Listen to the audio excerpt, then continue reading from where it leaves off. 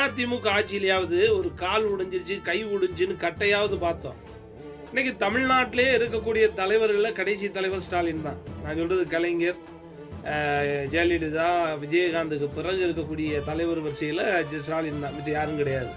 ஆனால் எடப்பாடியால் செய்த முடிந்த ஒரு விஷயத்தை கூட ஸ்டாலினால் செய்ய முடியல என்ற ஒரு மன வருத்தம் இருக்கு.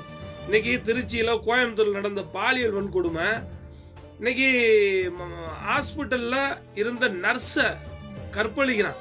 அவன் தைரியமா நீதிமன்றத்துக்கு வந்துட்டு போறான், போலீஸுக்கு முன்னாடியே மீடியாவை அடிக்கிறான். இன்னைக்கு 13 வயசு சிறுமிய சென்னையில பாலியல் வன்கொடுமை பண்ணியிருக்கிறான். அவன் அழகா நீதிமன்றத்தில் போய் சிரிச்சுக்கிட்டு அம்பாடு வெளில வர்றான். இன்னைக்கு திருச்சி, கோயம்புத்தூர் போன்ற பாலியல் வன்கொடுமைக்கு காரணம் யாருன்னா இந்த ஆளுங்கட்சி கடுமையான நடவடிக்கை எடுக்காதனால தான் இவ்வளவு கொடுமைகள் நடக்குது. சட்டம் சரியாக இருந்தா செய்ய பயப்படுவான். செய்ய பயப்படாம இருக்கிறது காரணம் இந்த அரசு, இந்த காவல்துறை.